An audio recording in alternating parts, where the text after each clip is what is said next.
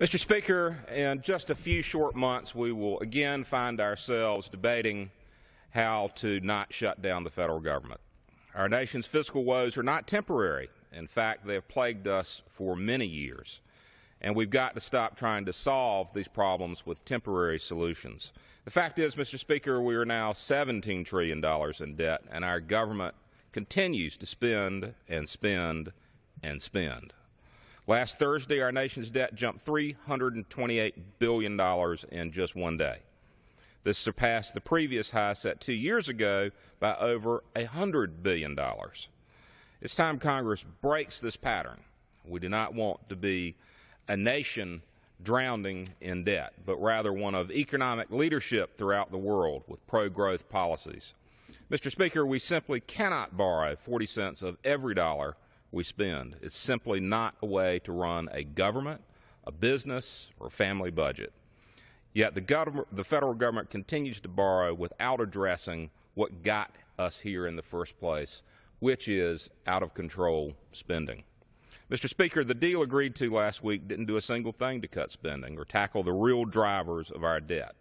And if we do not change this, we will never get ourselves out of the fiscal rut, but instead find ourselves repeating history over and over and over again, governing and spending by continuing resolutions, rather than passing temporary spending bills and short-term extensions of the debt ceiling. We should be working to pass all 12 appropriation bills and a real budget.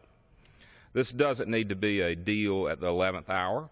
If we go through a regular budgetary process, we find areas to eliminate wasteful spending, shore up entitlement spending, and achieve comprehensive tax reform. Mr. Speaker, the federal government is already spending too much, and Obamacare will only make things worse.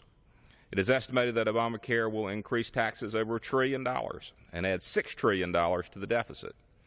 Putting aside the countless policy issues associated with Obamacare, the law, from a purely numerical economic standpoint, is a prime example of out-of-control spending.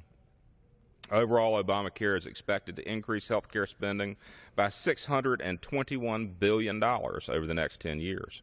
We cannot afford this.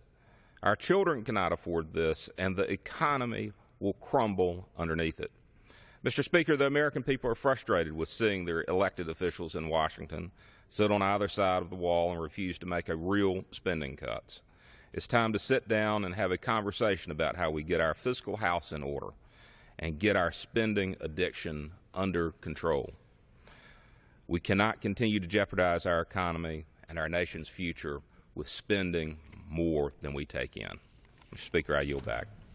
The gentleman yields back. The chair recognizes the gentleman.